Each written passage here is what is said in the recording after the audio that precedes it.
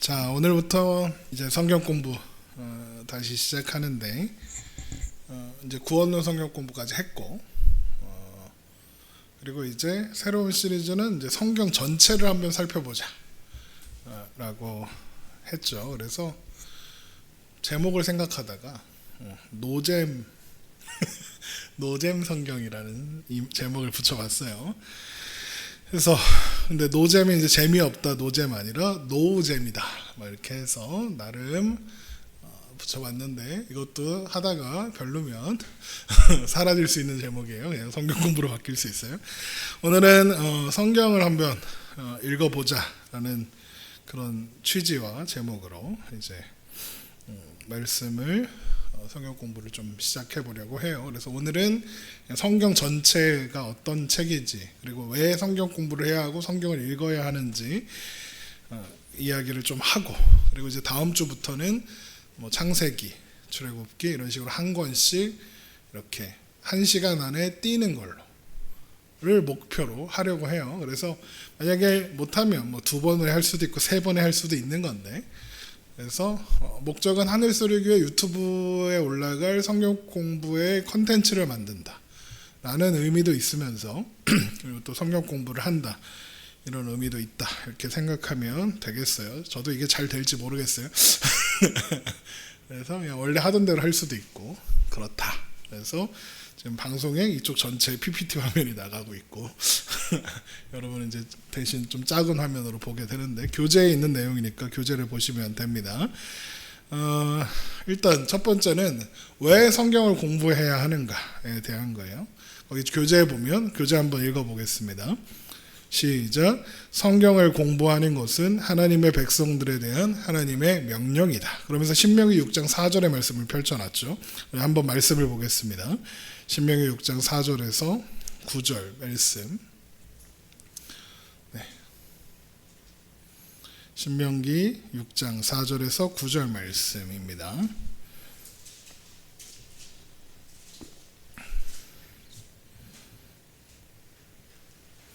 자, 우리 함께 읽겠습니다.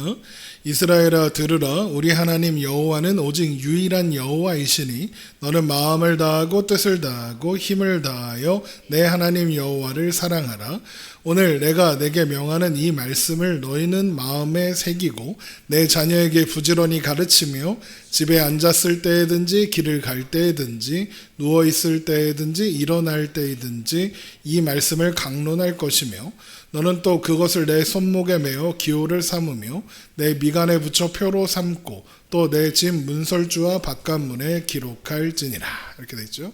하나님이 성경을 공부해라.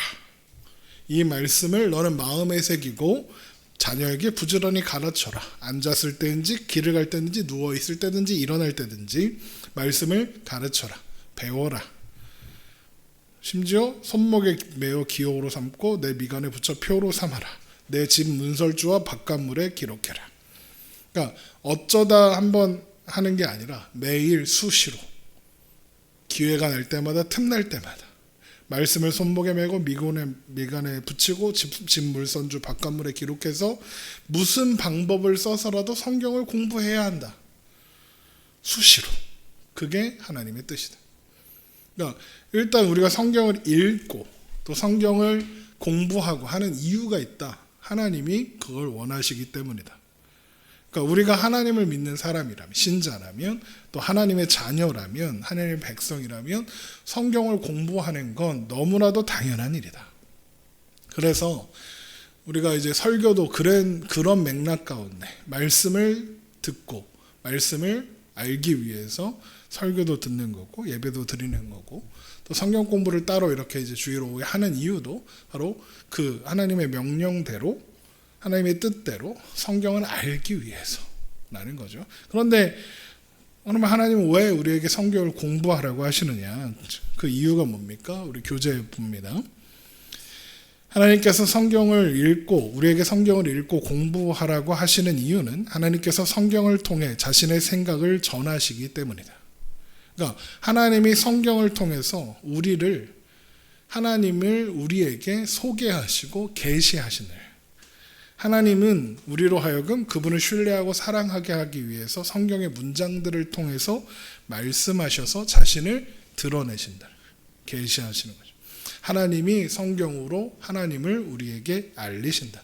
성경은 우리가 누구인지, 그분의 우리를 위해서 어떤 일을 하셨는지, 그리고 우리의 삶에 그분의 뜻이, 우리의 삶을 위한 그분의 뜻이 무엇인지 보게 하려는 그 렌즈로, 어떤 집중으로, 우리 PPT 자료로 우리에게 주신 거죠.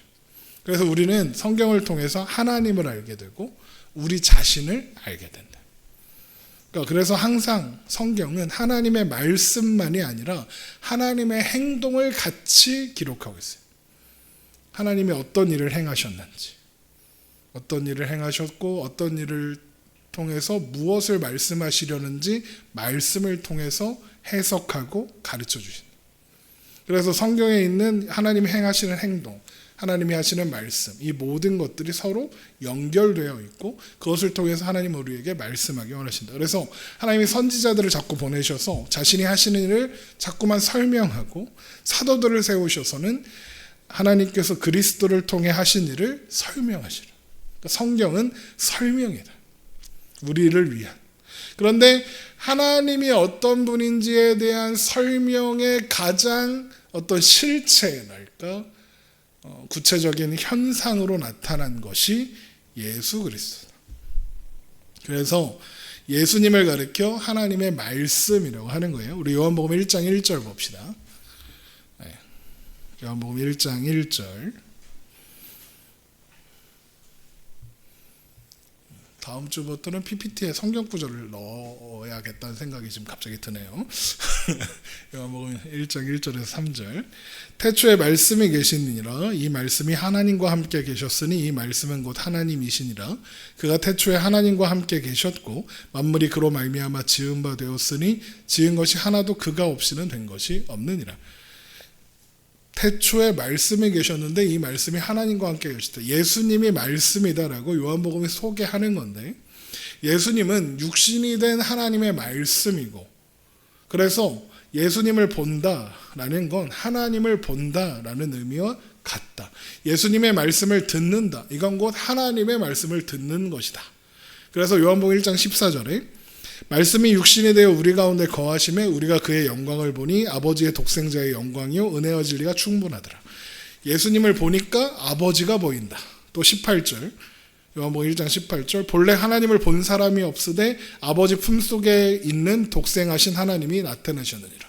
아무도 하나님을 본 적이 없는데 예수님이 나타나심으로써 우리가 하나님을 보게 되었다. 그러니까 예수님은 우리가 하나님을 보는 렌즈고 통로이며 방법이다 라는 거예요. 그래서 예수님을 말씀이라고 하는 거예요. 그래서 우리는 예수님께서 행하신 일, 예수님이 말씀하시는 것들을 통해서 누구를 안다? 하나님을 안다. 하나님을 배우고 하나님을 알 수 있다.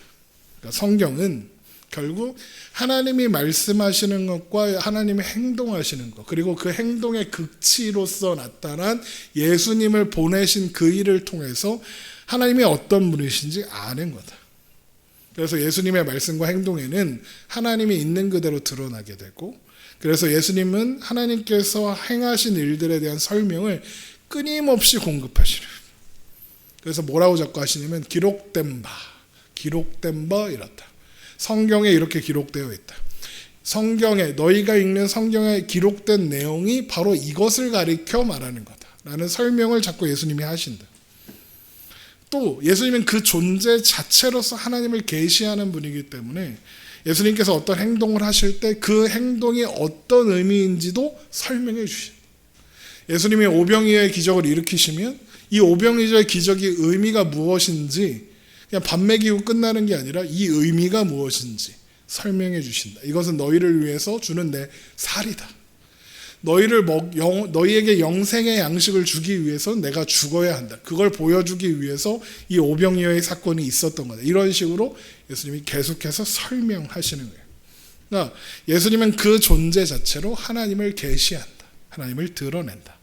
그러면 사도들의 서신들은 예수님이 하신 행동들과 예수님이 하신 말씀들을 집약해서 하나님께서 그리스도를 통하여 하신 일을 설명하기 위한 글이다.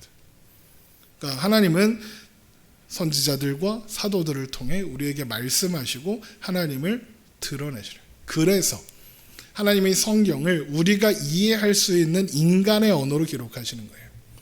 하나님이 말씀하실 때 인간의 입을 통해, 구약에는 선지자들의 입을 통해, 신약에는 사도들의 입을 통해 말씀하셔요. 그래서 우리 베드로후서 1장 20절 한번 보죠. 베드로후서 1장 20절.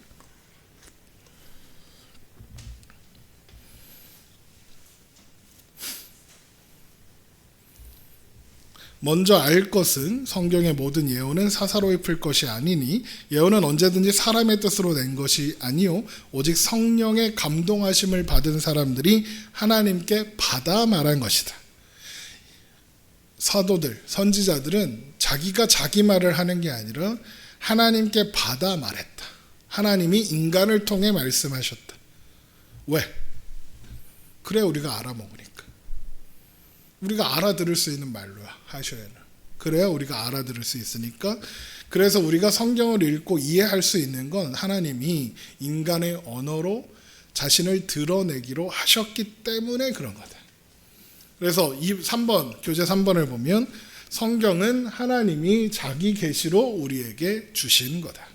성경에는 많은 사안들과 관련된 하나님의 생각이 그대로 드러나 있다. 그러므로 성경 지식이 있으면 하나님이 누구시며 하나님이 무엇을 가치 있게 여기시는지 알기 위해 2차적인 정보나 단순한 추측에 의존할 필요가 없다.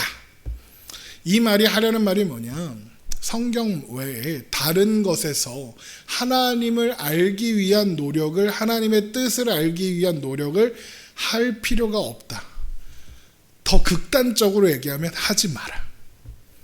어떤 거? 예언.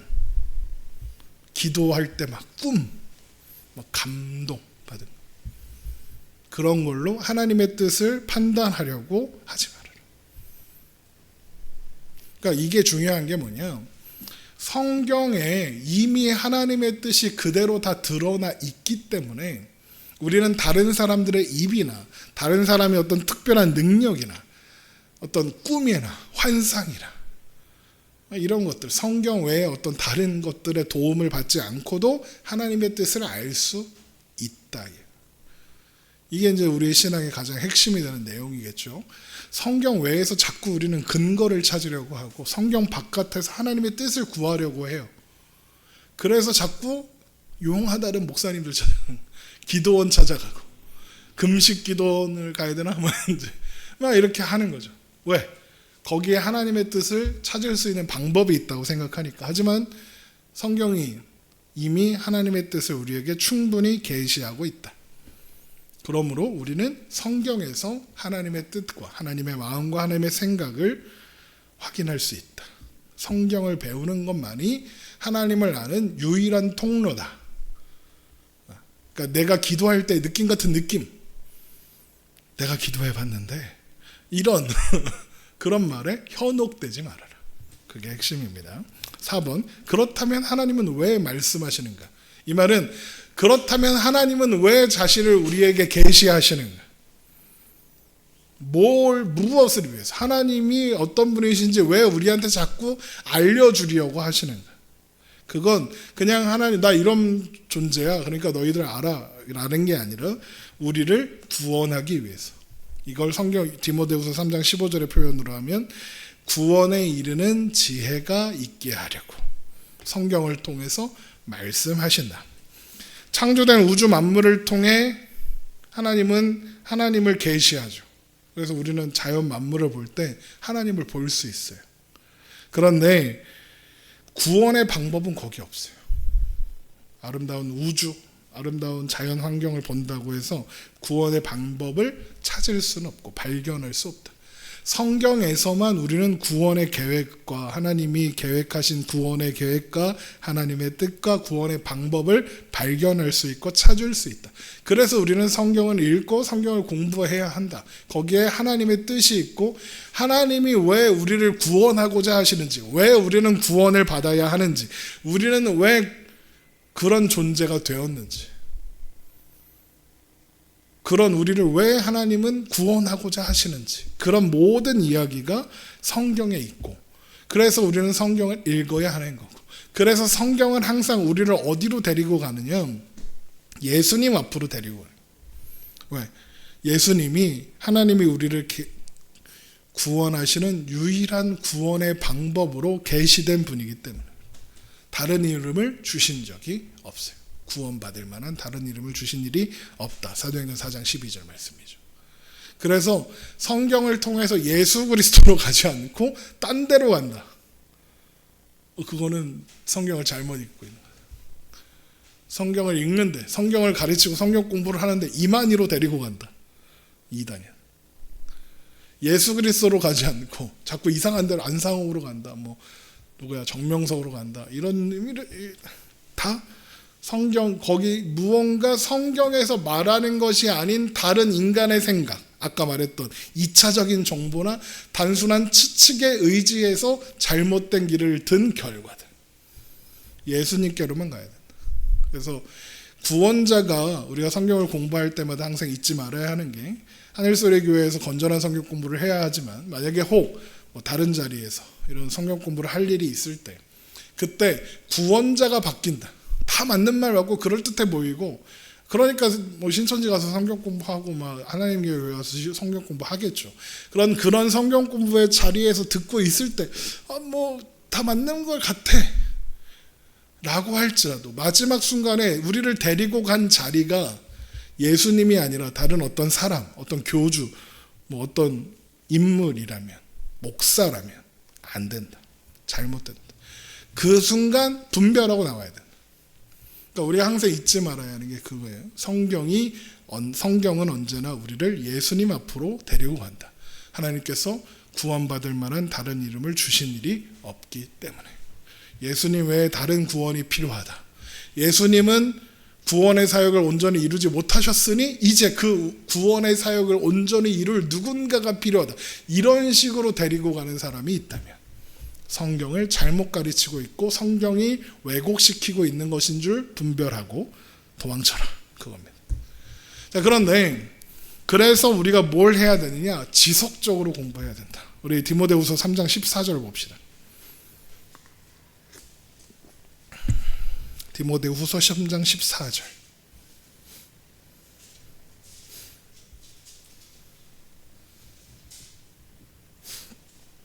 디모데후서 3장 14절. 그러나 너는 배우고 확신한 일에 거하라. 너는 내가 누구이며 누구에게서 배운 것을 안다.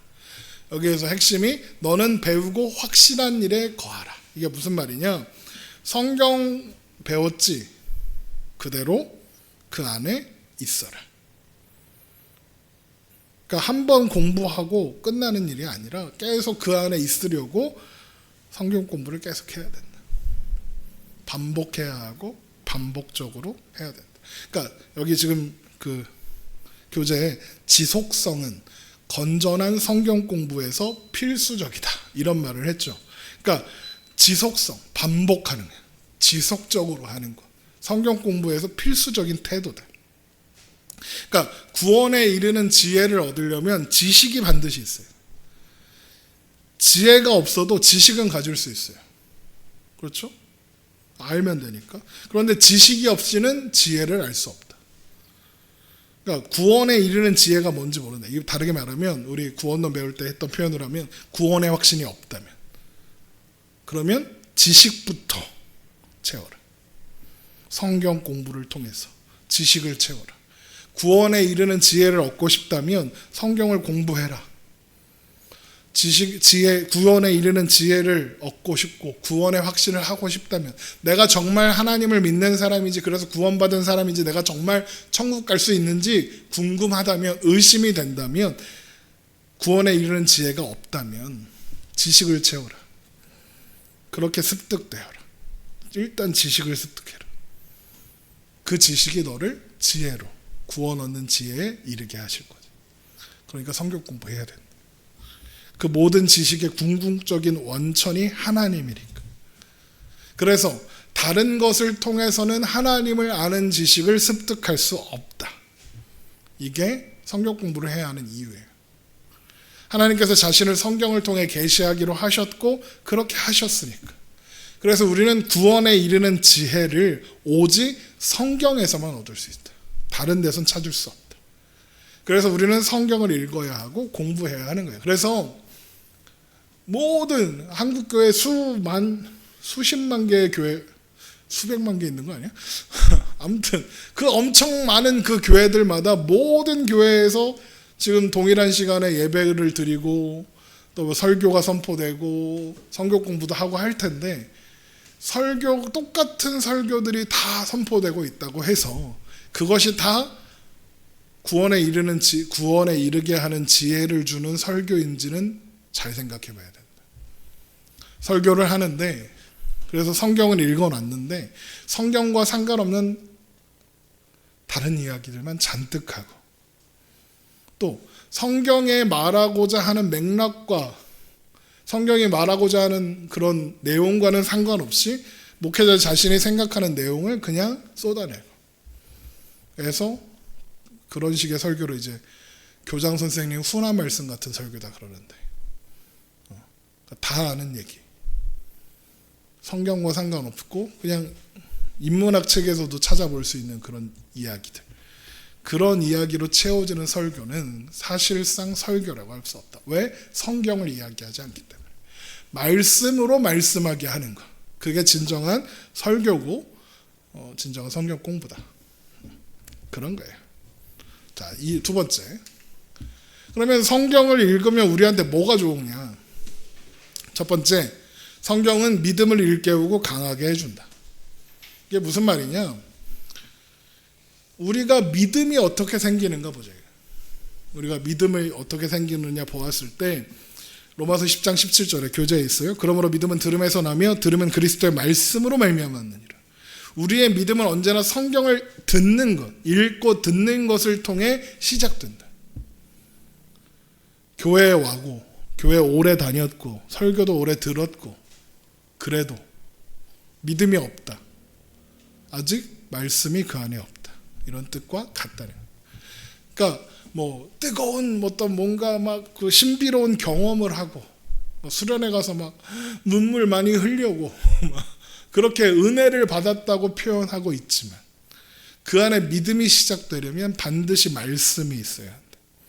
말씀을 듣고 읽는 것이 없었다면 그 안에 있는 그 믿음이 과연 진짜이냐, 그건 모르는 일이다.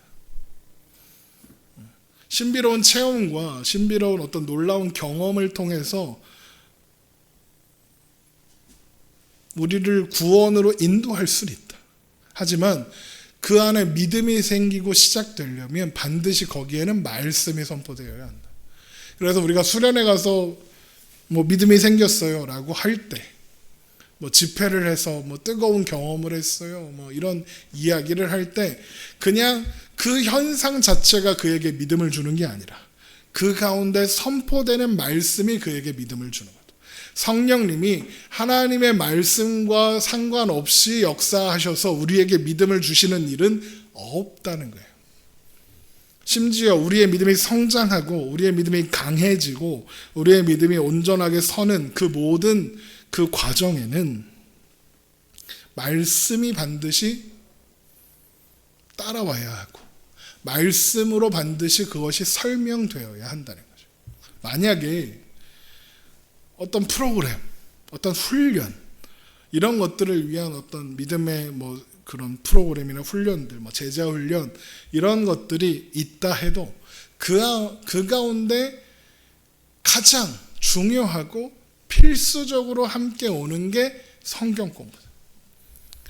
뭐 제자 훈련, 무슨 뭐 제자 훈련 말고 생각이 안 나냐, 뭐 이렇게 해서 무슨 프로그램 엄청 많아요, 전 교회들마다. 그런데 그런 모든 것들의 핵심이 뭐냐? 성경 공부더라. 왜? 성경이 말씀이 우리를 온전하게 하고 모든 선한 일을 할 수 있는 능력을 갖추게 하기 때문이다. 그래서 디모데후서 3장 16절에, 지금 디모데후서 피고 있나요? 네. 디모데후서 3장 16절에 모든 성경은 하나님의 감동으로 된 것으로 교훈과 책망과 바르게 함과 의로 교육하기에 유익하니 이는 하나님의 사람으로 온전하게 하며 모든 선한 일을 행할 능력을 갖추게 하려 함이라. 말씀을 통해서 믿음이 시작되고 말씀을 통해서 믿음이 자란다. 이게 우리의 말씀을 읽을 때 얻어지는 큰 유익이다. 두 번째, 하나님은 말씀을 듣는 일을 통해 성령을 공급하신다. 그러니까 믿음으로 말씀을 듣는 것, 그것이 성령을 받는 순간이에요. 그래서 우리 사도행전 10장 11장에 기록되어 있는 고넬료 사건, 고넬료가 성령이 어떻게 그에게 임하시는지를 보면 먼저 하나님의 사자가 찾아와서 요바에 있는 베드로를 총하여 구원 얻을 말씀을 들어라 라는 계시가 있어요. 그러면 사실 천사가 이미 찾아왔으니까 그냥 천사가 성령 받아라, 너 이제 믿어라 그러면 간단하단 말이죠. 그런데 굳이 요바에 있는 베드로를 총하여 구원 얻을 말씀을 들어라. 그래서 요바에 있는 베드로를 총하여 하나님의 말씀을 경청하고 들으니까 그때 어떤 일이 일어나느냐? 영생을 주시기로 작정된 자마다 믿더라. 그리고 성령이 임하더라. 그러니까 말씀을 들을 때, 믿음으로 말씀을 들을 때 성령님이 임하시는 거고, 그래서 성령님이 하시는 역할이 뭐냐? 우리가 하나님의 말씀을 들을 때 그걸 믿을 수 있게 도와주시고, 그리고 그것을 결국에 믿게 될 때 성령님이 우리 안에 좌정하사, 이걸 이제 성령 세례라고 부르는 거예요. 좌정하사 우리로 하여금 그 말씀에 반응하여 그 믿음이 자라게 하시는 모든 역할, 그걸 성령님이 하시는 거죠. 그래서 갈라디아서 3장 5절에 갈라디아서 3장 5절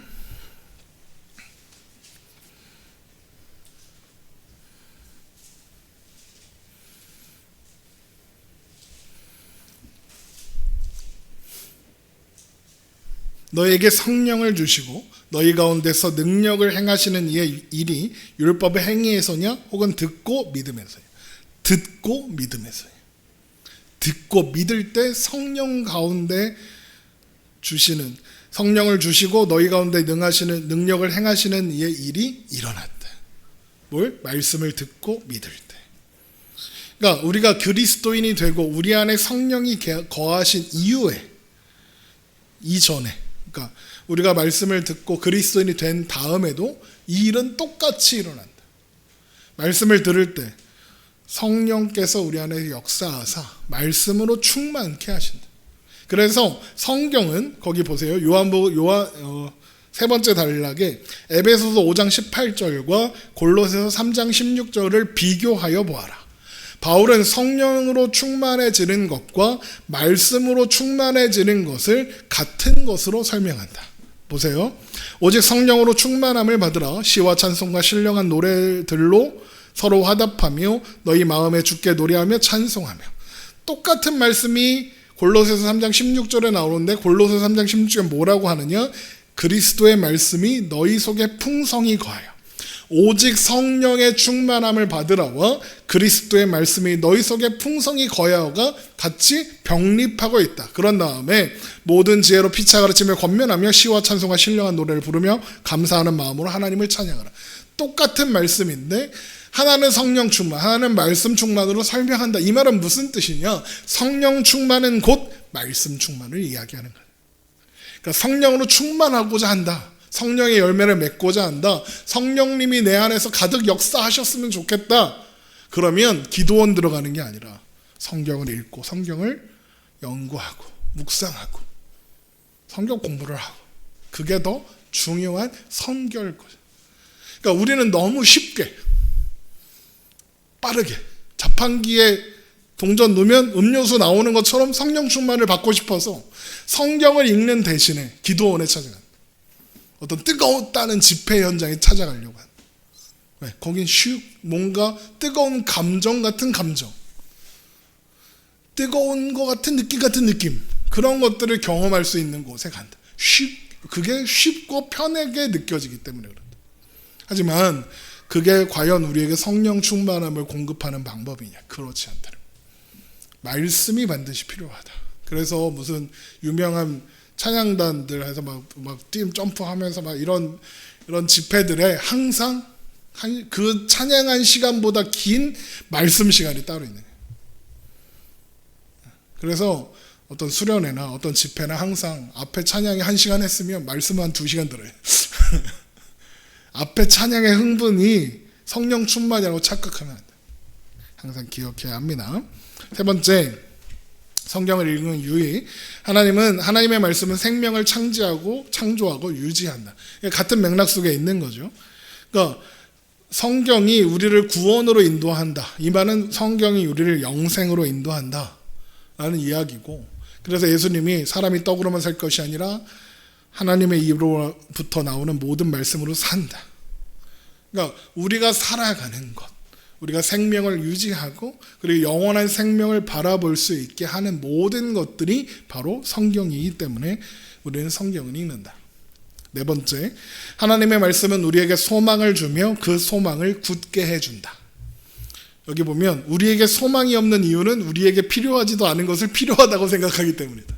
그러니까 우리가 왜 소망이 없느냐? 우리가 소망해야 하는 게 뭔지 모르니까. 그래서 필요 없는 것들을 자꾸 소망한다. 그런데 그런 것들이 얻어지지 않으니까 자꾸 소망이 없고 실패하고 낙심하고 좌절하게 된다.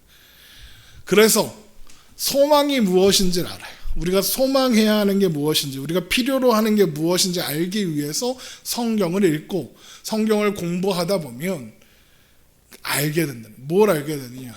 우리에게 필요한 게 뭔지. 그리고 그것을 얻을 수 있는 힘이 바로 말씀에 있다. 그래서 소망을 얻기 위해서 우리는 말씀을 읽는다. 다섯 번째, 하나님의 말씀은 우리를 자유로 인도한다. 유명한 말씀이 있죠. 진리를 알지니 진리가 너희를 자유롭게 하리라. 왜 진리를 알지니 진리가 우리를 자유롭게 하느냐? 예수님께서 이 말씀을 요한복음 8장에 하실 때 같이 하시는 말씀이 뭐냐? 너희가 내 죄 가운데 묶여 있다. 이 말씀을 인식시켜요. 우리의 현실. 죄 가운데 우리가 묶여 있기 때문에 그래서 참된 기쁨과 안식과 평안을 얻지 못하고, 그러니까 자꾸 우리는 참되지 않은 것들, 우리에게 자유를 주지 않는 것에서 자유를 찾고 안식을 찾고 평안을 찾고 기쁨을 찾게 되더라.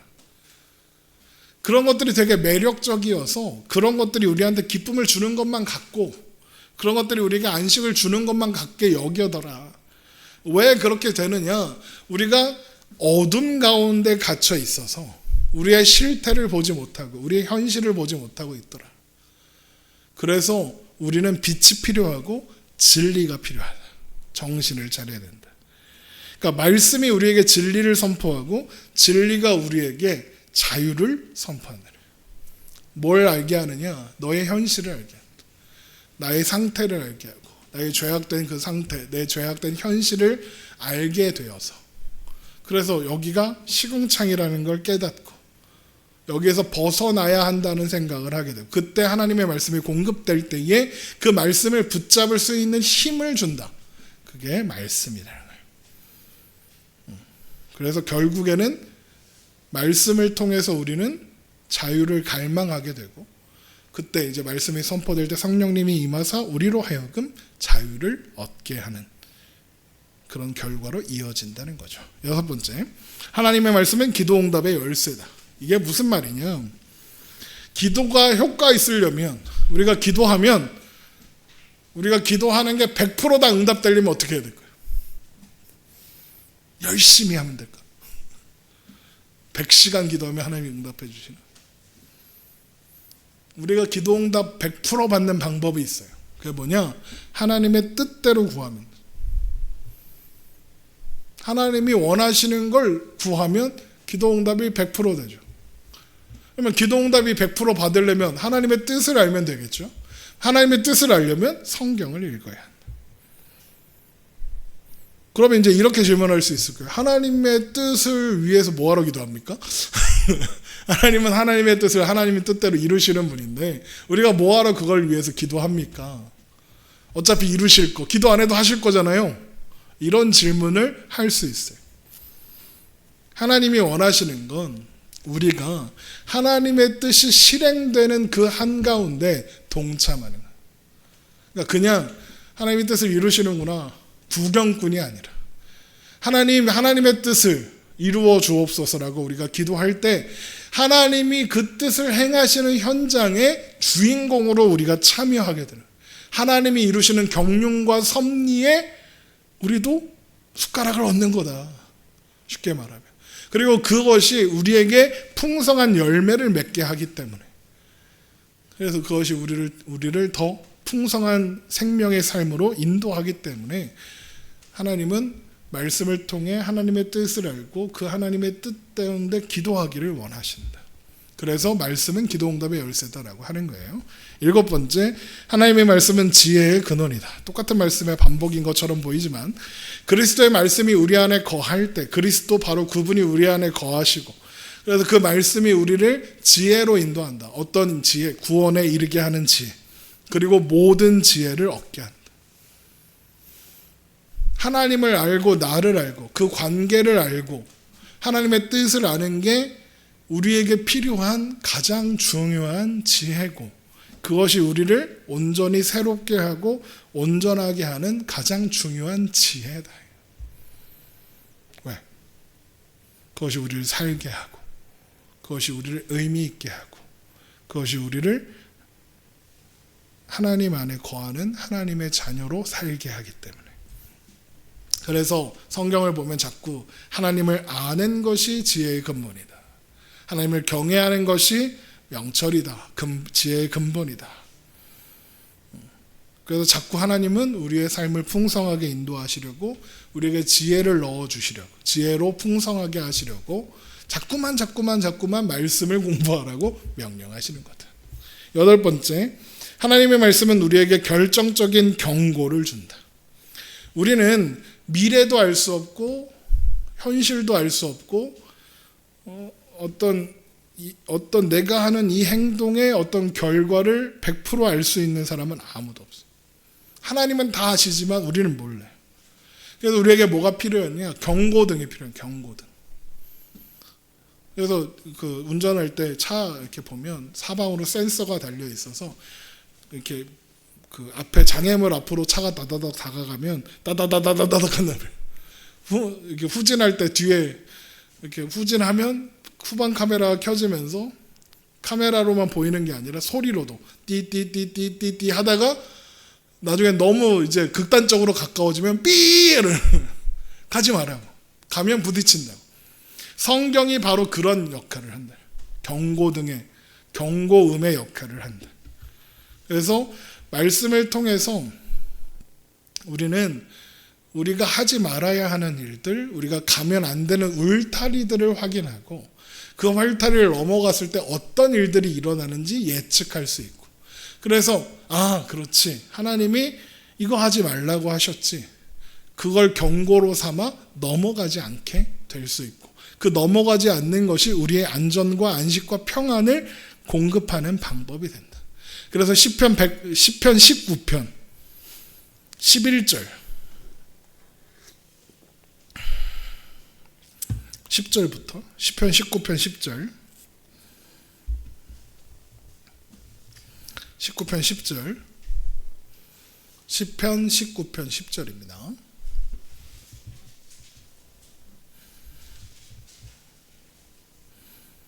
시편 19편 10절. 금 곧 많은 순금보다 더 사모할 것이며 꿀과 송이꿀보다 더 달도다. 또 주의 종이 이것으로 경고를 받고 이것을 지킴으로 상이 크니이다. 이 앞에 뭐냐면 하나님의 말씀을 금보다 사모하고 꿀보다 달고, 그러면서 주의 종이 이것을 경고로 받고 이것을 지킴으로 상이 크니이다. 말씀을 통해서 경고를 삼는 사람은 안전하다. 예를 들면 십계명, 살인하지 말라. 살인하면 안 되는구나. 그 법이 없으면 살인하면 안 되는 거 몰라요? 몰라요. 막 죽이죠. 돈을 사랑하지 말라. 돈을 사랑하면 안 돼요? 음란하지 마라. 도둑질하지 말아라. 이런 거 등등등.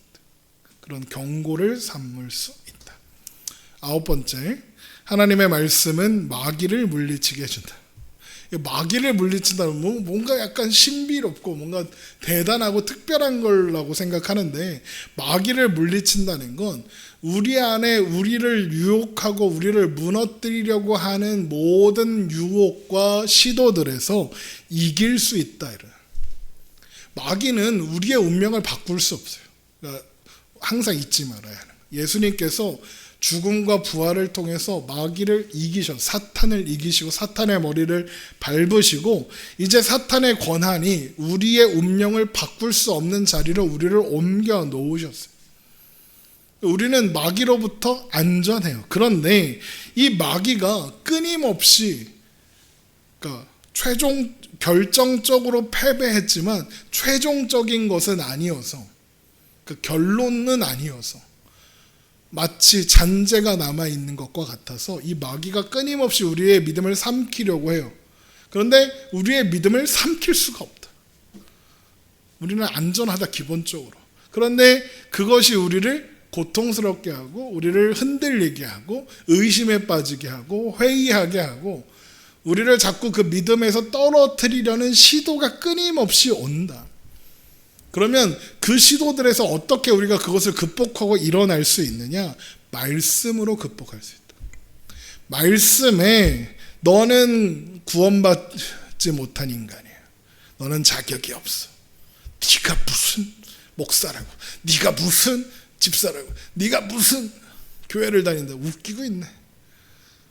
너 뭐 했지? 너 저것도 했잖아. 네가 무슨 자격이 있어? 우리 마음을 자꾸 그런 식으로 흔든다. 그럴 때 그런가? 그렇지, 나는 자격이 없지. 나 같은 게 무슨 교회를 다닌다. 그러면 안 된다. 근데 그런 생각들을 어떻게 이길 수 있느냐? 성경을 알고 있으면 이길 수 있다. 아니다, 높음이나 깊음이나 그 어떤 피조물이라도 우리를 그리스도의 사랑에서 끊을 수 없다 했다. 웃기시네. 나는 자격 없지.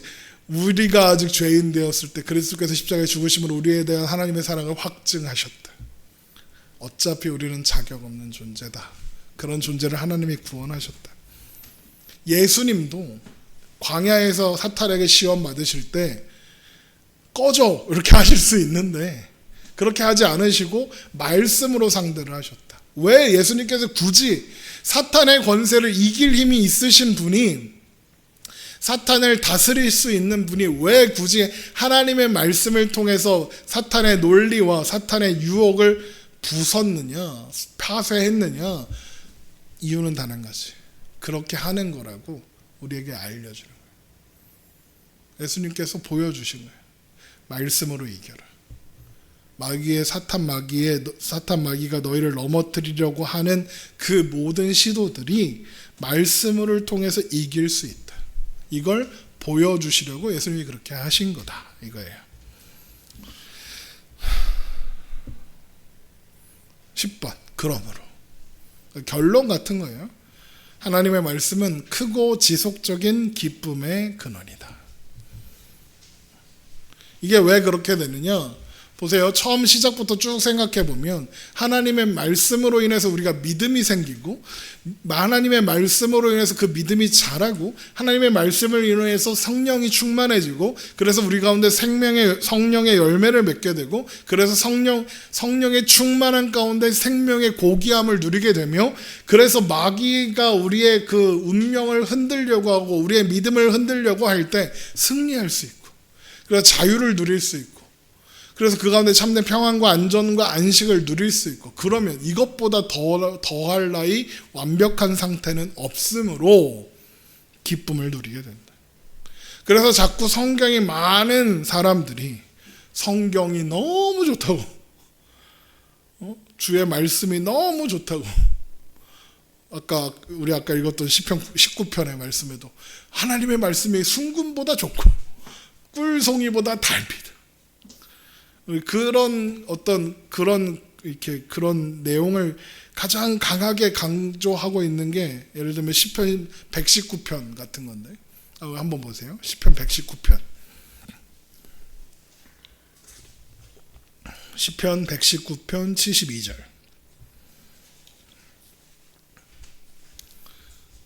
시편 119편 72절. 주의 입의 법이 내게는 천천의 금은보다 좋으니라. 마음의 한 구석 찔리죠. 천천의 금은도 나쁘지 않은데. 그런데 말씀이 주는 유익과 말씀이 가지고 있는 그 특별한 능력을 알게 되면 천천의 금은보다 주의 말씀이 더 좋아지더라. 또 127절, 119편 127절. 그러므로 내가 주의 계명들을 곧 순금보다 더 사랑하나이다. 또 162절. 사람의 많은 탈취물을 얻은 것처럼 나는 주의 말씀을 즐거이 하나이다.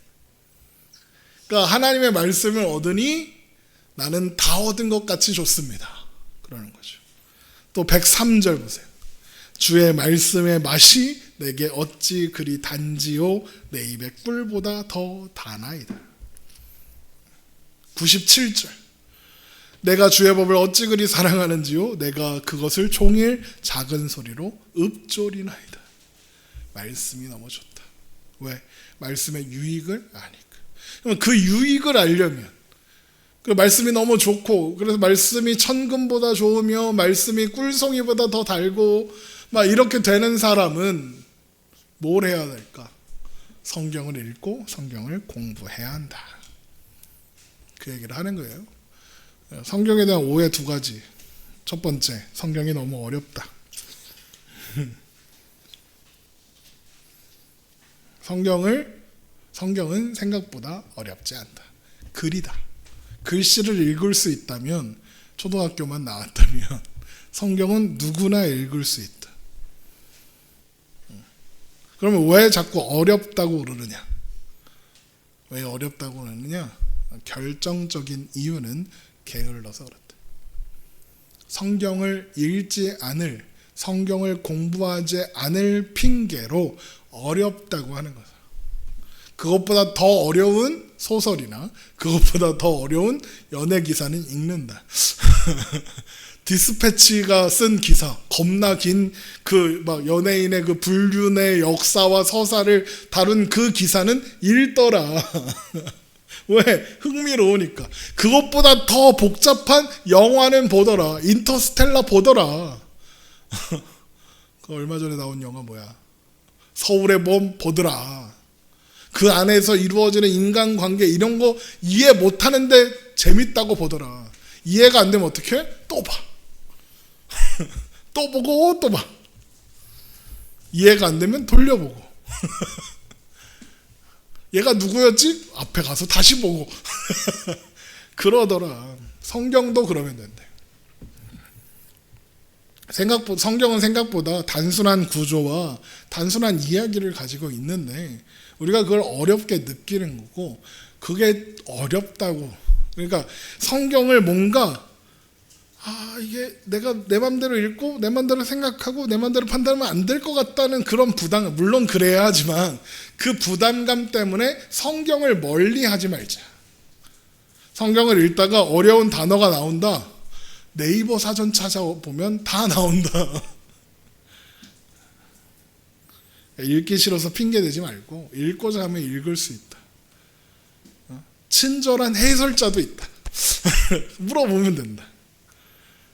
그리고 단어를 모르는 그건 그럴 수 있죠. 요즘에 MZ세대들의 가장 큰 문제가 그거라잖아요. 단어 어휘력이 떨어진다고.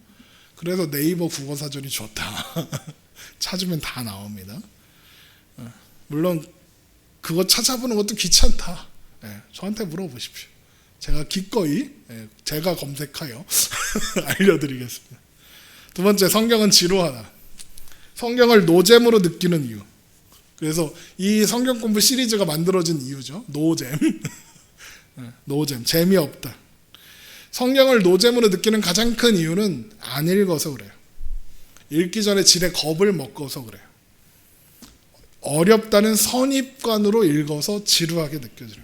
이건 내가 이해할 수 있는 책이 아니에요. 이런 선입감이 있으니까 지루하게 느껴져요. 제가 삼국지라는 소설을 처음 읽을 때 그런 생각이었어요. 그림이 하나도 없어. 다 글씨야. 10권이야. 야, 저거 어떻게 읽어? 그런데 학교에서 어떤 친구가 그거보다 더 두꺼운 영웅문이라는 소설을 읽어요. 이게 무협지거든요. 근데 이게 이 엄청 두껍고 글씨 조그맣고 그림 하나도 없고, 그런데 겁나 많고 뭐 30몇 권 이렇게 돼요. 그 책을 읽더라 걔가. 나보다 공부도 못하고. 물론 이제 그 시절에는 무협지 읽으면 공부 못하는 놈이라고 막 그러긴 했는데, 근데 걔가 시인이 됐다. 나보다 유명해졌더라. 영문이라도 읽어라. 그래서 야, 나도 좀 읽어보자. 너가 읽는데 나라고 못 읽을 소냐? 읽었더니 읽어지더라. 근데 선생님이 자꾸 영문 읽으면 뭐라고 하니까 삼국지를 읽어봤더니 생각보다 재밌더라. 그림도 없고 글씨만 가득하고 쪼따만하고 글씨도. 그래서 어려울 줄 알았더니 어렵지 않더라. 성경은 기본적으로 이야기예요. 이야기라서. 그리고 성경은 그 이야기가 생각보다 스펙타클하게 펼쳐져 있어요. 그러니까 어지간한 소설이나 어지간한 드라마나 영화에 나오는 그런 갈등 구조, 긴장 관계, 이런 게 나와요. 우리가 열왕기하 지금 이제 열왕기 보고 있는데 거기 보세요. 계속 그런 미묘한 긴장 관계와 정치적 역학과 이런 것들이 막 거기에 얽혀 있잖아요.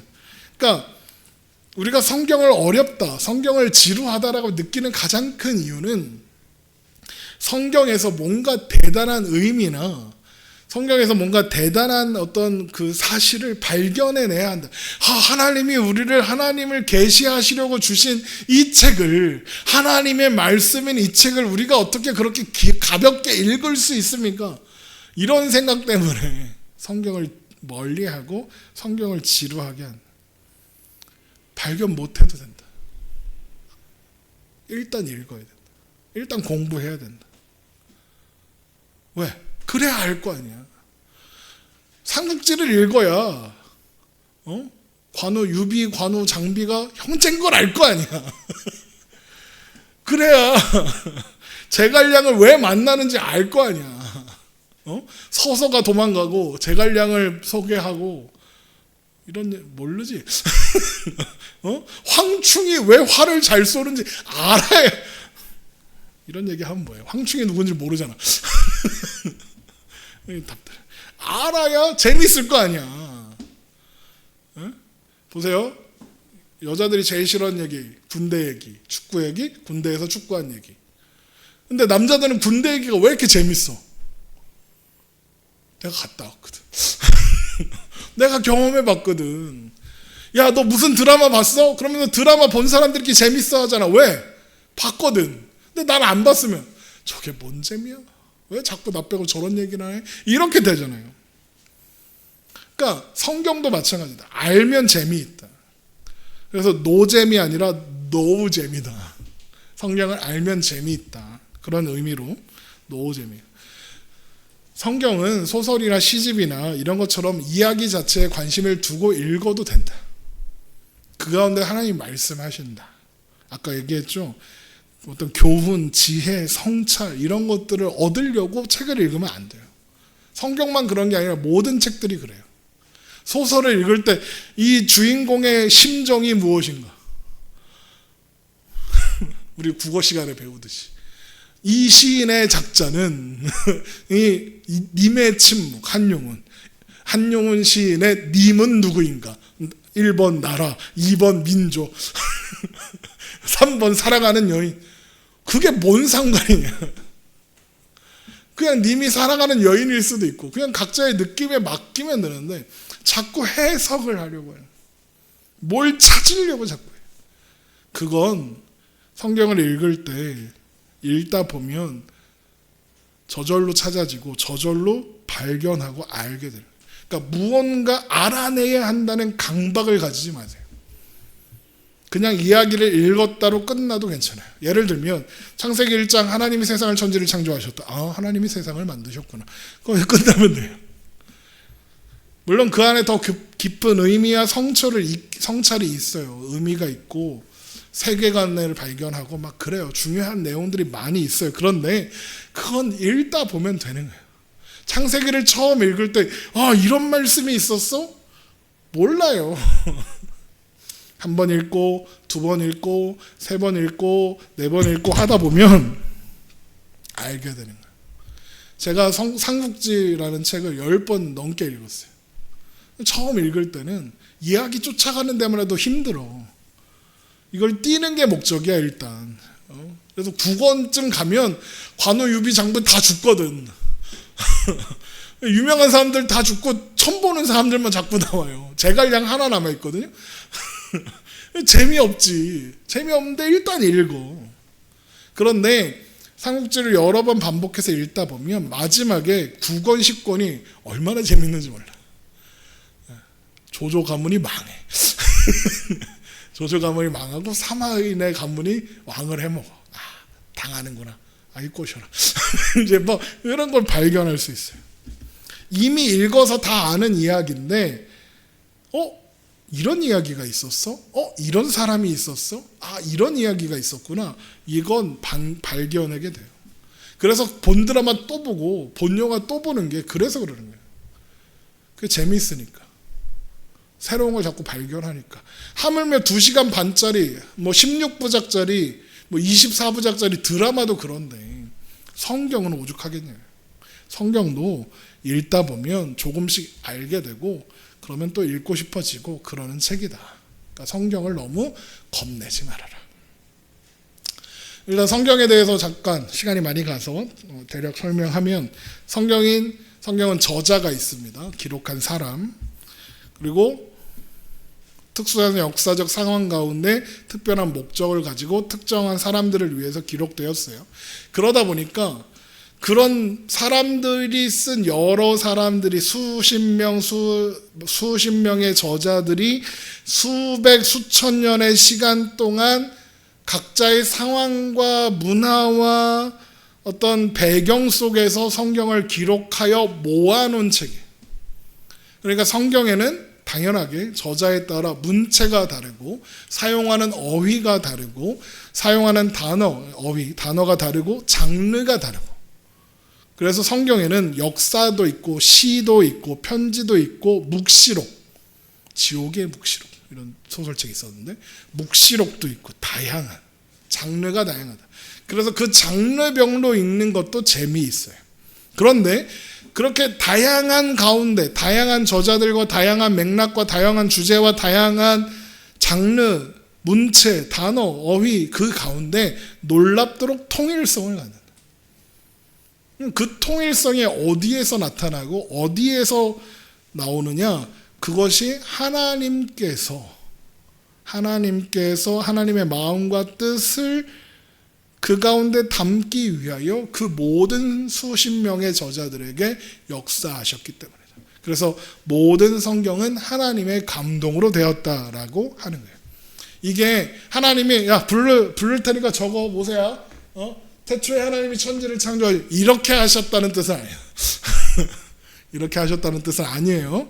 하나님이 영감을 주셔서 그 사람의 말과 그 사람의 언어와 그 사람의 논지와 그 사람의 상태에 따라서 각각 성경을 기록하게 하셨는데, 그것이 하나님의 뜻 가운데에서 하나님의 인도하신 가운데 기록되었기 때문에 통일성을 갖게 되었다라는 의미에서 이거를 유기적 영감설이라고 해요.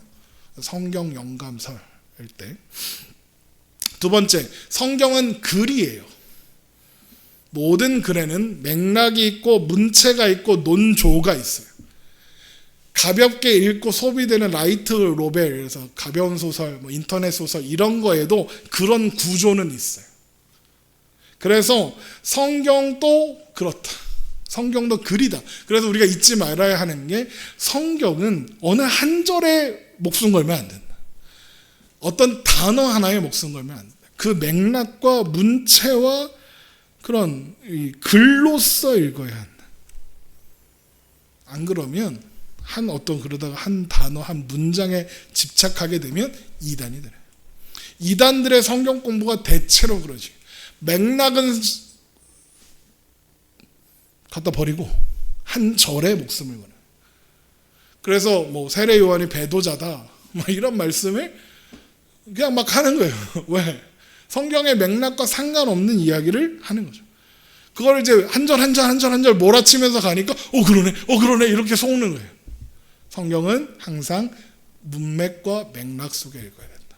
그래서 제가 요즘에는 가급적이면 성경을 연속적으로 설교를 하려고 하는 거예요. 그러면 그 맥락 속에서 설교가 진행이 되는 거예요. 그러니까 본문이 연속된다고 해서 모든 내용이 연속되진 않아요. 많은 부분들의 설교가. 그런데 특별히 제가 신경 쓰면서 하는 것 중에 하나가 그거예요. 성경 예를 요한복음이다. 요한복음은 맥락이 있다. 그래서 앞에 이야기와 뒤에 얘기가 유기적으로 연동되어 있고 이거를 생각하면서 설교 준비를 해요. 많은 훌륭한 설교자들이시란 분들이 다 그렇게 해요. 그러니까 그게 중요합니다. 맥락을 생각해야 돼요. 세 번째, 성경은 책이다. 여러 가지의 글이 모인 한 권의 책이다. 아까 다형성을 가지는 동시에 통일성을 가지고 있고. 그러니까 여러 글들이 모여서 한 권의 책이 됐다. 보통 책을 묶을 때 우리가 그 책을 어떤 기준에 의해서 묶느냐, 하나의 주제로 통합될 수 있게 그 책을 묶는단 말이에요. 그러니까 성경도 역시 하나의 주제로 통합되는데 그 성경의 주제가 무엇이겠느냐, 말씀드린 것처럼 하나님이다. 하나님을 아는 것이다. 하나님을 왜 알아야 되냐? 그 하나님을 아는 것을 통해서 하나님이 목적하시는 바가 뭐냐? 우리를 하나님 나라 백성 되게 하는 데 있다. 그 방법, 하나님 나라 백성이 되는 방법으로 주어지는 게 구원, 다른 말로 구속이라고 하는데, 그래서 성경은 구속사적 관점에서 읽어야 한다 이런 말을 하는 거고. 그런데 그 구속을 하시는 이유가 뭐냐? 하나님 나라를 이루기 위하다. 그래서 하나님 나라 관점으로 읽어야 된다. 이제 이런 얘기를 하는 거예요. 그러니까 성경의 주제는 하나님을 알려주사 우리를 하나님 나라에 들어가게 하시려고. 이게 주제다. 그래서 그러면 그 하나님 나라에 우리를 들어가게 하는 방법이 구원, 구속이라 했고, 구속을 이루는 방법이 뭐예요? 예수 그리스도다.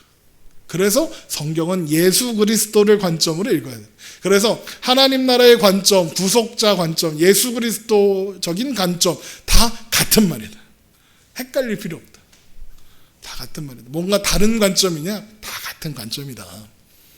그래서 성경은 항상 예수를 말하고 있다. 자, 이제 성경을 읽어보자. 성경을 읽기 전 제일 먼저 해야 하는 것, 좋은 번역본을 찾는 것이라고 해놨어요. 성경 66권은 크게 세 가지 언어로 기록되었습니다.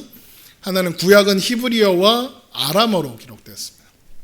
아람어로 기록된 게 제가 뭐 언어를 다 알고 언어를 잘 읽는 게 아니기 때문에 다른 분들이 연구해 놓은 거에 따르면 구약 성경의 대부분은 히브리어로 기록되었고 일부들 다니엘서, 에스라서 이런 것들은 아람어 이제 바벨론, 페르시아 그 지역에서 사용되는 언어죠. 그걸로 기록되었다고 해요. 또 신약은 전부 헬라어로 기록되었죠. 그리스어입니다. 그러니까 문제가 뭐냐? 저도 신학생들은 학교에 가면 히브리어, 헬라어를 배워요. 저도 배웠어요. 헬라어 뒷불? 히브리어 뒷불, 헬라어 씨불. 무슨 말이야? 공부는 열심히 했으나 성적은 받지 못했다. 공부하기 어려워요. 히브리어, 헬라어가 생각보다 어렵습니다. 영어보다 훨씬 어려워요. 영어도 잘 안 되는데 히브리어, 헬라어를 해야 되니 얼마나 힘들어요. 그런데 신학생들도 그런데 일반 신학생이나 목회자가 아닌 어떤 대부분의 사람들은 언어를 알 방법이 없어요. 물론 그래서 어떤 분들은 이제 공부를 좋아하시는 신자분들 중에서는 이 원어를 독학하시는 분들이 가끔 있더라고요. 제가 이렇게 가는 교회마다 한두 분씩 계셨었어요. 언어 공부를 하셔. 그래갖고 설교 시간에 원어를 인용하기가 무서워. 왜? 저분이 나보다 많이 알아. 그런 분들도 있어요. 있기는. 원어를 공부하는 건 되게 중요한 일이고 성경을 이해할 때 풍성합니다. 그런데 쉬운 일이 아니에요. 그래서 목사님들 대부분 어떻게 하느냐, 잘 연구해 놓은 프로그램을 삽니다. 어플로 다 나와 있어요. 좋은 어플들. 제목은 까먹었는데 원어를 이해하는 어플들이 있습니다. 저도 그런 어플 몇 개를 봅니다. 그리고 성경의 홈페이지에 가면 헬라어 성경, 히브리어 성경 단어 분해 다 있습니다. 영어만 조금 할 줄 알면 그거 다 볼 수 있습니다. 어쨌든 그런데 우리는 대부분 이 얘기하려고 번역된 언어의 성경을 읽죠. 그렇죠? 그래서 번역본을 잘 선택해야 돼요. 근데 번역한 사람들은 이 원어가 뭘 의미하는지 선택한 번역이란 말이에요. 이해돼요? 무슨 말인지? 번역자들은 이 원의가 원래 뜻이 무엇인지 고른단 말이에요. 번역자들이. 그래서 하나의 번역 성경만 읽으면 아무리 좋은 번역의 성경이라고 해도 그 번역본이 선택한 번역 의미만을 하나님의 말씀으로 받아들이기가 쉬운 거죠. 그러니까 하나님의 말씀을 진지하게 읽고 싶다라고 하면 하나 이상의 번역본을 함께 보는 게 좋아요. 같은 단어를 다르게 번역해 놓은 책들이 있어요. 그래서 그런 이단이 있어요. 이 성경 번역본만 하나님 말씀입니다. 개역 개정 성경, 표준 새번역 성경은 다 사탄의 책입니다. 이러는 이단이 있어요.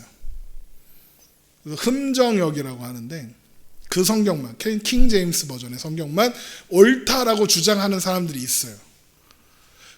흠정역 성경이, 킹 제임스 성경이 좋은 번역인 책이 맞아요. 그러니까 그런 이단이 있다고 해서 그 번역을 외면하거나 버리면 안 돼요. 좋은 번역들도 있고 참고할 만한 내용들도 있으니까요. 그런데 걔네들의 가장 큰 문제가 이거예요. 걔네들도 결국 그 성경을 번역한 사람의 번역만 보게 된다. 그 사람이 결정한 의미만 이해하게 된다. 하나님의 말씀은 히브리어, 아람어, 헬라어로 쓰여졌는 거예요. 하나님의 뜻을 제대로 알고 싶으면 다양한 번역을 통해서 함께 읽어야 한다. 그래서 좋은 번역본을 선택해야 한다. 그런 얘기를 하는 거예요. 그래서 우리는 일단 이 성경 공부는 기본적으로 개역 개정 성경을 기본으로 할 겁니다. 대신 거기에 새번역, 공동번역, 쉬운 성경 이런 것들을 같이 보면서 갈 거예요. 그리고 이제 개인적으로 성경 읽을 때 죄송합니다. 개인적으로 성경을 읽을 때 개역개정 성경도 너무 어렵고 표준세번역도 무슨 말인지 모르겠어요. 좀 쉽게 읽을 수 있는 거 없나요? 유진 피터슨이 쓴 메시지 성경이라는 것도 있습니다. 유용합니다. 근데 이제 좀 이렇게 초월 번역이라고 하죠. 초월 번역들이 좀 있어서 다른 번역본, 그러니까 우리가 성경으로 사용하는 번역들과 비교하면서 읽을 필요는 있습니다. 그래서 다양한 번역의 성경들을 다 펼쳐놓고 하기는 어렵지만 물론 전 다 있어요. 개역버전, 새번역, 공동번역, 가톨릭 성경, 쉬운 성경, 킹제임스 성경까지 다 있어요. 성경 책으로 가지고 있어요. 하지만 이제 주로 저는 성경 프로그램으로 보니까 그래서 가피아 여기 홈페이지 소개해놨죠. 가피아나 홀리넷 이런 사이트에 들어가면 그 번역 성경들을 쉽게 클릭으로 찾아보실 수 있다. 그리고 가피풀 성경 어플을 까시면 거기에 번역본들이 여러 번역본들이 다 있다. 비교해서 보실 수도 있어요. 성경을 읽는 방법은 크게 세 가지가 있습니다. 첫 번째 순서대로 읽는 거. 우리가 많이 하는 방법이죠. 보통 많이 하는 방법입니다. 순서대로 차곡차곡 쌓아서 읽어가니까 뭔가 그 성경 읽기표에 지우는 재미가 있습니다. 순서대로 지워가는 재미가 있습니다. 다만 단점은 약간 지루할 수 있다. 두 번째 방법은 연대기 순으로 읽는 거예요. 성경을 역사 순서대로 본다라고 생각하면 돼요. 그러니까 예를 들면 욥의 시대는 저 후반부에 구약성경 후반부에 나오고 있지만 사실은 족장 시대로 아브라함과 그 시대를 같이 해요. 그러니까 그런 시대 순서를 좀 보면서 읽으면 성경에 도움이 된다. 그래서 연대기 성경이라는 성경도 따로 팔고 있고 그 아까 말씀드렸던 가피풀 성경 어플에 들어가면 연대기 순서를 정리한 표가 그 안에 있더라고요. 그래서 참고하시면 됩니다. 세 번째 방법은 맥체인 성경 읽기라는 게 있는데 이건 1년 동안 성경을 일독할 수 있게 맥체인이라는 목사님이 이렇게 만들어 놓은 겁니다. 그런 맥체인 성경 읽기 표라는 게 있어요. 그걸 따라 읽으면 성경 전체를 이제 골고루 읽을 수 있어요. 그래서 이게 이런 거예요. 1년 동안 한 번 읽을 수 있잖아요. 근데 이제 보통 우리가 순서대로 읽으면 구약에서 끝나거나 창세기, 출애굽기, 레위기만 읽다 끝나거나 이럴 수도 있잖아요. 근데 맥체인으로 읽으면 뭐 하루 읽고 뭐 이틀 안 읽고 뭐 그래서 1년짜리인데 3년 걸려서 읽었다 해도 신구약을 왔다 갔다 하면서 읽을 수 있기 때문에 골고루 읽을 수 있다는 장점이 있습니다. 이것도 그 연대순 읽기, 맥체인 성경 읽기 성경 어플에 가면 맥체인 그 구조나 이런 것도 다 있습니다. 참고하시면 됩니다.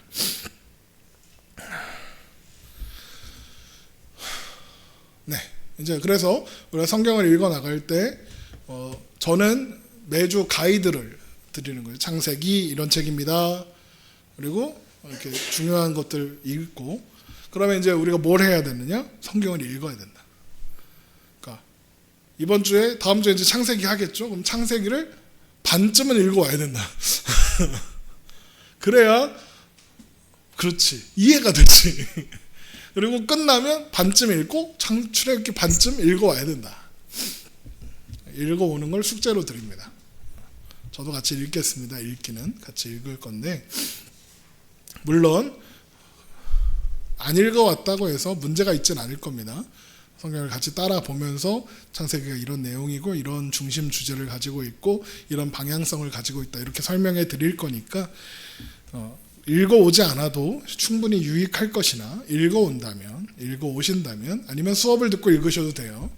읽으신다면 더 풍성한 성경 읽기 생활이 될 것이다 라고 기대합니다. 이 강의의 준비를 위해서 참고도서들 있죠. 존 스토트의 성경이란 무엇인가, 싱클레어 퍼거슨의 성경 하나님의 말씀, R.C. 스프라울의 성경을 아는 지식이 존 파이브의 말씀으로 승리하다, 김리아 목사님의 성경을 여행하다, 고차원적 성경 읽기라는 책들을 참고했고요.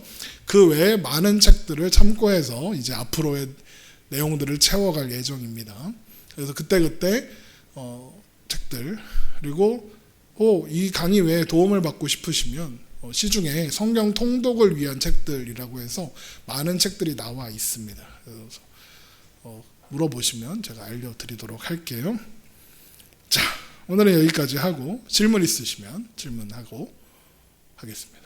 이 성경 공부 질문 타임에는 그날 배운 거 아니어도 상관없습니다. 질문하셔도. 네, 보통 질문하라고 하면 대답을 안 하죠. 네, 그러면 강의 마치고 제가 기도하고 마치고 또 교제하다가 돌아가겠습니다. 기도하겠습니다. 하나님 은혜를 감사합니다. 말씀 앞에 온전히 서게 하시고 말씀 안에 살아가게 하옵소서. 주님과 동행하는 믿음 갖게 하시고 말씀을 통해 하나님을 아는 지식과 나를 아는 지식을 알게 하셔서 하나님 앞에 더 가까이 나아가고 하나님과 더 깊은 교제를 나누며 하나님으로 더욱 충만해질 수 있는 우리가 되게 하여 주옵소서. 주님 인도하시고 도우시며 하나님의 말씀으로 가득 채워 주옵소서. 감사드리며 사랑하신 예수님의 이름으로 기도합니다. 아멘. 마쳤습니다. 수고하셨습니다.